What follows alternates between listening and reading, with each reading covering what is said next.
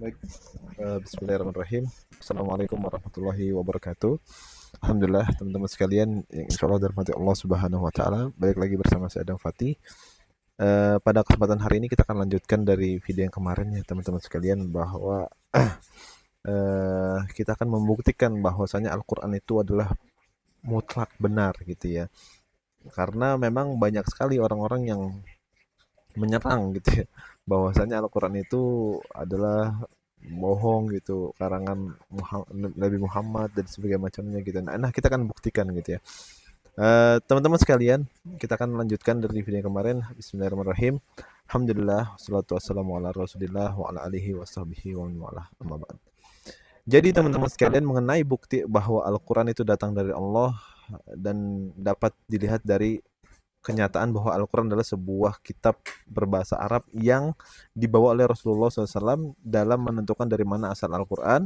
Nah, dari mana kita membuktikan asal Al-Quran? Kita akan dapatkan tiga kemungkinan teman-teman sekalian. Nah, kemungkinan yang pertama adalah kitab itu Al-Quran ini ya, maksudnya Al-Quran ini adalah karangan orang Arab gitu ya. Itu yang pertama. Mungkin pasti orang umum, ini umum banget ya, siapapun itu akan mengira bahwasanya ya Al-Quran itu ya itu buatan orang Arab gitu ya.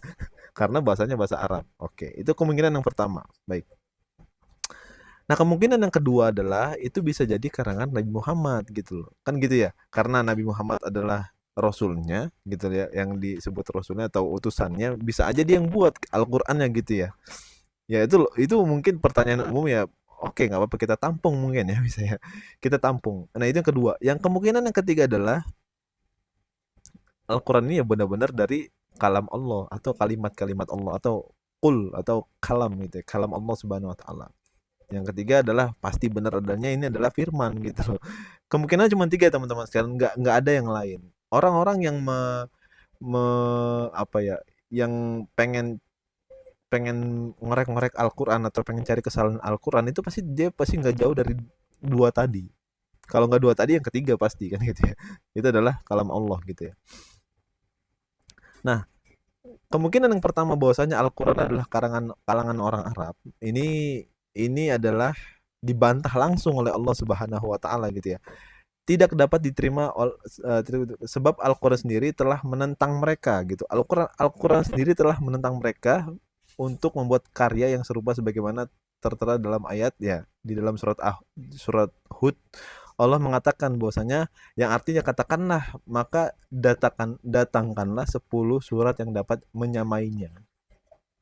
Sampai di sini kira-kira ngerti kan? Nah, oke, kita lanjut ayat lain misalnya. Ada di dalam surat Yunus teman-teman sekalian mengatakan bahwasanya Allah bilang, kalau benar apa yang kamu katakan, maka cobalah datangkanlah sebuah surat yang menyerupainya. Jadi orang Arab itu ditantang untuk orang Arab sendiri ditantang untuk bikin surat yang sama sama Al-Quran, padahal mereka orang Arab. Jelas ya. Kalau emang itu bahasa Arab, kan kamu jago nih kata Allah, seolah-olah Allah bilang, kan kamu jago nih bahasa Arab. Nah, ya udah, kalau gitu saya tantang kamu bikin bikin 10 ayat aja, nggak usah banyak-banyak. Bikin yang serupa sama ayat Al-Quran, bisa nggak? Karena teman-teman sekalian, apa ya, gaya bahasa Arab Al-Quran itu, gaya bahasa Al-Quran itu by the way itu sangat luar biasa gitu. Bahkan sejago-jagonya orang ngerti bahasa Arab pada zaman itu kaget ngeliat Al-Quran gitu loh. Ini saya setiap hari baca bahasa saya bahasa Arab, tapi kok ketika dengar alif, ba gitu ya, terus disambung jadi aba, itu jadi mereka kaget gitu. Makanya Allah tantang mereka, ya udah coba bikin, bisa nggak? Bahkan di dalam surat yang lain teman-teman sekalian, Allah bilang, wa in kuntum fi raibim mimma nazzalna ala abdina fa'tu bi suratim min misli. Jika kamu masih meragukan setiap ayat yang kami turunkan kepada hamba kami Muhammad, masih ragu nih, masih mikir-mikir, masih segala macam dan sebagainya macamnya. Fa'tu bi suratim min misli. Turunkanlah ayat yang serupa dengan Al-Quran. Gak usah banyak-banyak, satu surat aja. Satu surat yang paling pendek itu di dalam Al-Quran ada surat Al-Kautsar. Nah, bikin aja 3 ayat yang serupa, bisa nggak gitu? Sebenarnya bukan, kalau menurut saya, mungkin ini pandangan pribadi saya, bukan karena bisa atau enggaknya bikin surat yang semisal, bukan, tapi seolah-olah bilang gini, kamu tuh kan saya yang ciptain kan gitu ya, seolah-olah gitu ya, kamu kan saya yang hidupin, kamu juga kan yang saya matikan, nanti ya saya akan pulangkan kepada rumah kediaman kamu yang sebenarnya. Nah, sekarang kamu meragukan saya nih. Ya udah, sekarang bisa nggak kamu bikin kehidupan? Bisa nggak kamu bikin alam semesta? Bisa nggak kamu bikin planet-planet dan sebagainya macamnya? Bisa nggak? Nggak bisa kan? Ya, ini apa namanya, analoginya seperti itu teman-teman sekalian. Jadi Allah nggak cuma menantang hanya hanya Al-Quran, tapi Allah menantang kalau kamu emang bener masih ragu sama saya, udah bikin, bisa nggak gitu, ditantang kan ya. Jadi Al-Quran ini menantang seluruh statement-statement yang mengatakan bahwasanya Al-Quran adalah bahasa Arab. Itu ditentang oleh Allah Subhanahu Wa Taala dalam Al-Quran, jelas gitu ya. Jadi dulu juga pernah ada orang Arab yang mencoba untuk bikin Al-Quran, teman-teman sekalian. Itu bukan malah apa ya, bukan malah kemudian menenangkan hati gitu ya, merasa jadi kaget. Itu orang-orang Arab sendiri ketika ada orang yang bikin Al-Quran pada zaman itu malah ketawa teman sekalian.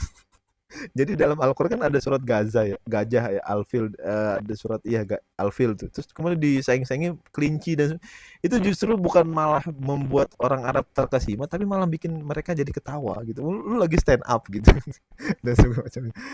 Nah, itu kemungkinan yang pertama itu batal ya, karena itu sudah dibuktikan langsung atau dibantah oleh Allah Subhanahu Wa Taala bahwasanya Al-Quran ini bukan bukan karangan orang Arab gitu ya. Tapi memang benar Al-Quran adalah bahasa Arab, tapi bukan karangan orang-orang Arab gitu ya. Kemungkinan yang kedua teman-teman sekalian, Al-Quran itu adalah dibuat oleh Nabi Muhammad Shallallahu Alaihi Wasallam. Kira-kira benar nggak? Salah gitu ya. Kenapa? Karena Nabi Muhammad pun orang Arab kan gitu. Nabi Muhammad pertama orang Arab, Nabi Muhammad juga besar dia pribumi orang Arab. Ya sama aja kayak orang Arab yang saya tadi jelaskan, sebenarnya seperti itu ya. Tapi kan dia dapat wahyu dan sebagainya macam. Iya, dia cuma dapat wahyu perantara kan gitu ya. Bukan berarti dia menciptakan itu. Enggak. Bahkan Nabi Muhammad pun dikenal oleh dikenal dalam agama Islam, Nabi Muhammad itu ummi. Ummi yang tidak bisa membaca dan tidak bisa menulis. Itu bukan sesuatu kekurangan, akan tetapi itu sesuatu anugerah dari Allah, atau ya miracle dari Allah untuk soalnya gini, Nabi Muhammad tuh nggak bisa apa-apa, jadi saya isi gitu. Nah, semua isi yang dari Nabi Muhammad itu adalah perintah saya, gitu loh maksudnya. Itu make sense sih kalau menurut saya. Nah, jadi Nabi Muhammad sendiri itu bukan yang menciptakan Al-Quran gitu. Ya bukan yang menciptakan Al-Quran atau membuat Al-Quran gitu ya. Karena Nabi Muhammad adalah orang Arab, dan Nabi Muhammad pun eh, tidak bisa membaca dan tidak bisa menulis gitu loh. Semua yang dikatakan oleh Rasulullah itu adalah semua firman-firman Allah. Nah, oke, bukti lainnya adalah itu bukan karangan Nabi Muhammad adalah misalnya kita lihat banyak sekali hadis yang gitu teman-teman. Jadi Al-Quran dan hadis ini beda. Beda apa? Beda bahasanya kan gitu ya. Beda beda maknanya juga. Hadis itu pakai bahasa Arab normal, tapi kalau Al-Quran beda gitu loh. Makanya makanya kalau ada yang bilang bahwasanya Al-Quran bahasa Arab, apa yang nyiptain Nabi Muhammad, itu keliru. Mereka nggak baca, mereka nggak tahu sejarahnya dan sebagainya macam gimana gitu ya. Nah, lalu kalau bukan karangan orang Arab ya, bukan juga karangan Nabi Muhammad gitu ya, bukan juga kaulnya Nabi Muhammad, makanya siapa yang bilang kan gitu ya? Apa ini isinya? Siapa yang ngomong ini? Yang ngomong ya tentu Allah Subhanahu Wa Taala kan gitu ya. Dan itu sudah dituliskan oleh Allah Subhanahu wa taala dalam Al-Qur'an gitu ya. Misalnya dalam ayat Allah akan jaga Al-Qur'an, Allah sendiri yang ciptakan Al-Qur'an, dan Allah sendiri akan menjaganya, dan Allah sendiri akan mengambilnya. Dalam Al-Qur'an itu. Inna nahnu nazzalna dzikra wa innahum lahafizun, kalau saya nggak keluar ayatnya begitu. Jadi terus juga teman-teman sekalian, terakhir ada satu ayat yang mengatakan yang sangat keren banget dalam Al-Qur'an, yang ini membuat saya juga mungkin mantap masuk Islam, adalah banyak kemudian kita sudah bahas ya, Tuhan-Tuhan yang mereka tuhankan itu, mereka banyak mengatakan dia ini adalah Tuhan, dia ini adalah Tuhan. Nah, tapi tidak ada satupun Tuhan ya yang dengan lantangnya mengatakan bahwasanya saya ini adalah Tuhan, maka kamu sembah saya. Itu kecuali Allah. Allah sendiri bilang begitu. Allah sendiri yang statementnya jelas, padat gitu ya, kayak ya karena dia maha kuasa dia Allah sorry karena Allah Maha Kuasa, karena Allah Maha segalanya, maka Allah pede mengatakan seperti itu. Dalam surat Toha, teman-teman sekalian, ayat 14, Allah mengatakan apa? Innani anallah la ilaha illa ana fa'budni wa aqimus salata li dzikri. Saya ini adalah Tuhan. Gitu loh. Di agama saya, mohon maaf sebelumnya, itu nggak pernah ada statement begitu. Saya ini adalah Tuhan dan maka kamu sembah sama saya, sujud sama saya, nggak ada. Illa Allah, kecuali Allah. Kenapa bisa Allah begitu? Karena Allah ya dia maha kuasa, dia maha kuat gitu. Kamu siapa gitu kan gitu ya. Seolah-olah begitu. Dan sebagainya macam. Nah, maka begitu teman-teman sekalian. Jadi banyak sekali mungkin bukti-bukti Al-Qur'an ini yang mungkin yang tadi saya jelaskan mungkin hanya beberapa, tapi banyak sekali yang memuaskan kita terhadap akal kita gitu loh. Terus juga menenangkan hati kita, kan gitu ya. Kita kan jadi pede untuk katakanlah sebagai manusia kita jadi percaya diri untuk menyembah Allah. Kenapa? Karena Allah mengklaim dirinya sebagai Tuhan. Allah juga menyuruh, memerintahkan secara tidak secara apa ya, secara tekan gitu ya. Kamu harus nyembah saya. Saya Tuhan yang paling benar gitu.